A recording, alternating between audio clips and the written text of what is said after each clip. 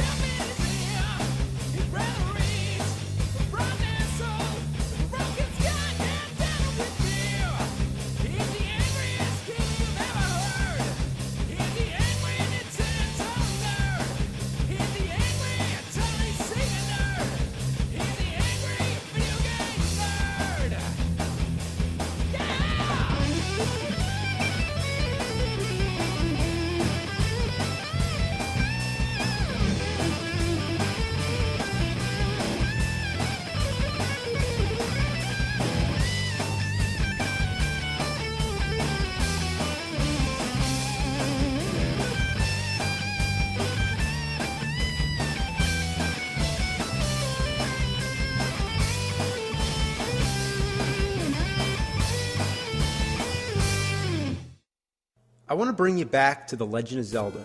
This game was released in 1986 in Japan and 1987 in the US. At that time, it was the biggest, most epic game ever. It was more than a game, it was an adventure. It captured our imaginations and immersed us into the fantasy world of Hyrule. Link, Princess Zelda, the evil Ganon, and the Triforce would become beloved Nintendo icons for generations to come. There is a sequel to this game, released the following year, Zelda 2: The Adventure of Link. But never would we have guessed that this would be the only direct sequel to come, for the Zelda timeline will go backward, twist, split, or do anything but go straight forward. This left fans everywhere debating on what order the stories in the games take place. And back when Zelda started, nobody would have imagined the idea of such a complicated timeline. It's no easy feat to string together more than 14 games that generally have very few story connections and continuations. I don't claim to know anything, because nothing is absolute, and Nintendo has no official timeline explanation. I just want to give you a basic overview of how confusing it is. Originally, as we all know, on the Nintendo Entertainment System, there were only two Zelda games, The Legend of Zelda and Zelda 2: The Adventure of Link. The timeline at this point was very straightforward. Zelda 2 was a direct sequel, taking place a few seasons later, starring the same character Link, now a teenager or young adult. However, the Zelda in this game, who's under a sleeping spell, is reputedly not the same Zelda that Link rescued from Ganon at the end of the first game, as this Zelda has been asleep for millenniums. While fans waited anxiously for a third Zelda game, there never was a Zelda 3, but what we got on the Super Nintendo was a prequel, The Legend of Zelda: A Link to the Past. This game came out 4 years after Zelda 2, and it far succeeded our expectations. It went back to the original format, but made drastic improvements, adding a new Light World Dark World system, and making the game's plot much more involved. For the first time in a Zelda game, we are told the history of Hyrule. In the beginning, 3 gods of wisdom, courage, and power create the land of Hyrule, and leave behind a symbol of their power, the Triforce. It remains hidden away in a golden land, where legends say anyone who finds it, all their wishes will come true. However, it's found by a thief by the name of Ganondorf Dragmire, and because of his evil nature, it transforms him into the monster we know as Ganon, and the Golden Land into the Dark World. While he rules this Dark World, he also tries to take over Hyrule, but 7 wise men seal the gate to the Dark World and trap Ganon inside. Now that's all backstory. Now as the game begins, the evil wizard Aghanim has taken over Hyrule Castle, and uses the life force of the 7 maidens to break the seal, to free Ganon. The 7 maidens are the descendants of the 7 wise men, and the last in line is Princess Zelda. The main objective of this game is for Link to defeat Aghanim and then go to the Dark World to rescue the 7 maidens and ultimately face Ganon. Now, on the Game Boy, we were given Link's Awakening, which was the first portable Zelda game. It seems to take place right after A Link to the Past, treating it as its own new series of games, or either ignoring the original 2, or I don't know. Now, let's move on to the Nintendo 64, the first 3D Zelda game and the biggest, most anticipated yet, the Ocarina of Time. To my dismay, this game was another prequel. Upon release, it was announced as the earliest point in the timeline, and this is where all notions of Link to the Past being the first were shattered. Shigeru Miyamoto, the man responsible for all these great games, did an interview with Nintendo Power sometime before the release of the Ocarina of Time, and this is what he said. Ocarina of Time is the first story, then the original Legend of Zelda, then Zelda 2, The Adventure of Link, and finally A Link to the Past. It's not very clear where Link's Awakening fits in. It could be any time after Ocarina of Time. Now, whoa, I'm nobody to argue. Don't get me wrong, I wouldn't doubt the man himself, but how is Link to the Past the last? I had a hard time accepting that any game would take place before it, but now it's the last? Well then, why is it called Link to the Past? If it was meant to be the end, why wouldn't it be called Link to the Future? Let's remember when there were only 3 Zelda games, The Legend of Zelda, Zelda 2, The Adventure of Link, and Link to the Past. Was there any doubt that Link to the Past took place before the other 2 games? Even the back of the box says it starred the predecessors of Link and Zelda from the NES games. As the game begins, Zelda telepathically speaks to Link's uncle while Link remains in bed. She says, "Please help me, I am a prisoner in the dungeon of the castle. My name is Zelda." By introducing herself in this manner, it seems to set the tone as a prequel. Link's uncle tries to rescue her first, but when he dies, he passes his sword on to Link and tells him basically he's the new hope. It's easy to assume that this is Link's first adventure, but with all the new games, it's all screwed up and open for debate. The title Link to the Past could very well not be referring to the character Link at all. While it's undoubtedly a play on words, it could be totally referring to a link as in a connection, a chain of events. So, what event from the past can it be linking to? The Ocarina of Time? Okay, fair enough, but one problem. To believe that means to assume that they already had Ocarina of Time planned out back then, and that's playing a George Lucas. So, what right do I have to argue with Miyamoto? I don't. However, I can offer 3 explanations to why he says Link to the Past goes at the end. 1. He was being interviewed, and he was caught on the spot, so it could have been a simple mistake. 2. Link to the Past was once a prequel, but its place in the timeline changed, so his quote somehow correct. 3. It's just a game, so who gives a shit? So, let's get back to the Ocarina of Time. While it has to be a different Link and Zelda, it definitely seems to take place at the beginning. In fact, it seems to take place during the imprisoning war of the Link to the Past backstory and the origin of Ganon. During most of the game, he's in human form as Ganondorf, and at the end, he actually transforms into Ganon right in front of you. In Link to the Past, Link is usually compared to the legendary hero of time, meaning he's carrying on the tradition of the old Link from Ocarina of Time, or that could just be a legend, whatever. Now, once I got over the fact that this is yet another prequel, it also involves time travel, which just makes it even more complicated. In a similar fashion to Link to the Past's Dark World Light World system, Link here travels between his childhood and 7 years in the future, where Ganondorf has taken over Hyrule. So, you get to play as both young Link and adult Link. Young Link basically skips over his childhood to become adult Link and defeat Ganon at the end. However, Zelda sends Link back to being young Link so he can have a chance to live the skipped 7 years of his childhood. Now, a second Zelda game for the Nintendo 64 was released, Majora's Mask. This one is a sequel to Ocarina of Time, but wait, not a sequel to the end where adult Link defeats Ganon, no, it's a sequel to young Link after he got sent back. So now, any speculation of Nintendo ever making a sequel to Zelda 2 is deader than shit. They can't even make a sequel that follows in consecutive order. Instead, they just keep going back, and then maybe taking a small step up again, and then back again.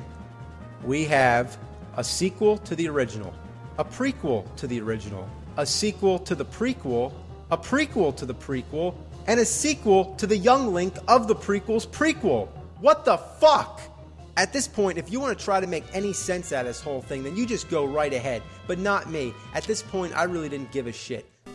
So 8 years since the last game on a handheld system, Link's Awakening, 2 new Zelda games were released for the Game Boy Color, the Oracle of Seasons and the Oracle of Ages. These games, depending on the order in which you played them, took place immediately after each other.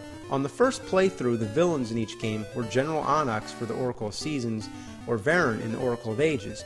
But if you played through each game a second time and entered a series of passwords from the Link system, you can get the real ending and actually fight the revived Ganon. These games, however, could take place after nearly any Zelda game. Some fans speculated that they took place after Majora's Mask because of the similar characters. Some said that they came between Link to the Past and Link's Awakening, and some believed them to take place at the very end of the timeline. Still others felt it was another Link entirely. By this point, the timeline had changed. No longer was it constant among all fans. But no matter where you wanted to place the Oracle games, the main theme of the series remained true. The Ocarina of Time era, then the Link to the Past era, and finally, the Legend of Zelda era. It's kind of weird to think that the early 8-bit games are now actually taking place at the end. But whatever, that was before this whole timeline thing happened. But then, it got even more fucked up.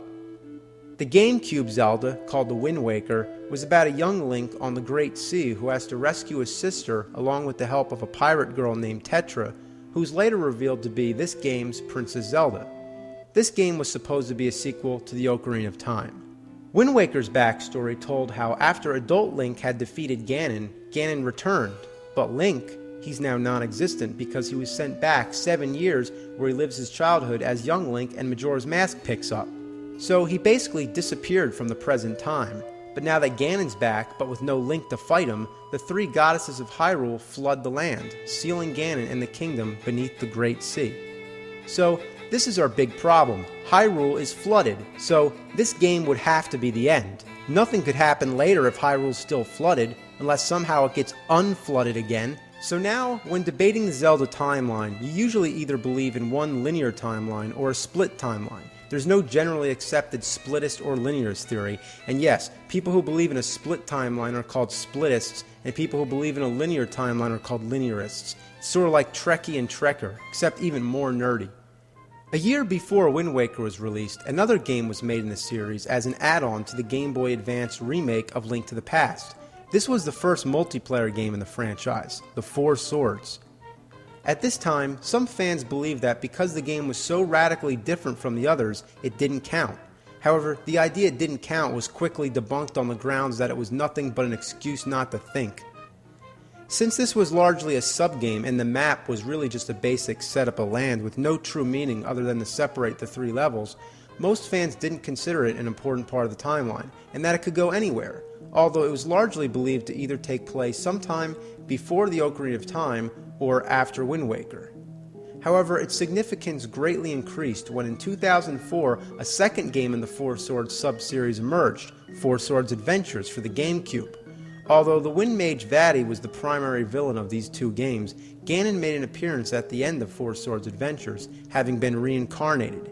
This was when the timelines really took it in the ass, as many more possibilities were opened. Then the Minish Cap, also on the Game Boy Advance, is involved in the Four Swords saga as well. It tells of the origins of Vaati and the Four Sword, and is mostly believed to take place at the beginning of the timeline. That's right, another fucking prequel. How far backward can we possibly go? Maybe eventually it'll go back to Link and Zelda being the Adam and Eve of Hyrule, or it'll go back to the creation of Hyrule when the only life forms are microscopic. Micro Zelda. Maybe they'll make that game. Although I'm being sarcastic, many fans agree that it is hard to accept another prequel. Many are resistant to the idea of a game taking place before Ocarina of Time, as I am with any game taking place before the only one with past in the title. Many other theories place the Minish Cap at the very end, and still others clump it together with the other Four Sword games somewhere in the middle of the timeline. Others speculate that the Four Swords are their own separate series. However, most believe the Minish Cap is likely the first game in the entire saga, as its geography seems to be most similar to that of Ocarina of Time than any other game, and takes place in a time without many of Ocarina of Time's species being prominent, suggesting that the kingdom has not yet united all the races. That and the lack of the Temple of Time suggests that it falls several generations before the Ocarina of Time. Not to mention, it explains how Link first got his hat. But like any theory, somebody always finds a flaw. For example, Moblins are in the game, and Moblins are the pig-like soldiers of Ganon created in his own image. No Ganon, no Moblins. Or is it possible that Batty is also capable of creating Moblins? Well, this one's up in the air, like dog shit shooting out of a cannon. Now, Twilight Princess, the latest Zelda epic on the Wii, seems to have no obvious spot in the timeline, but it kicks so much ass it makes you forget about it. Everyone has tried very hard to understand how these Zelda games could be logically and chronologically connected. And I swear, some of you have memories better than Dustin Hoffman and Rain Man. It's true, Zelda fans can recall countless character quotes, game prologues, and instruction manual text to back up their arguments. That's impressive. The fans clearly have a love for Zelda, and that's what drives all these theories about the Zelda world, because the games are so good, that's what makes people care so much.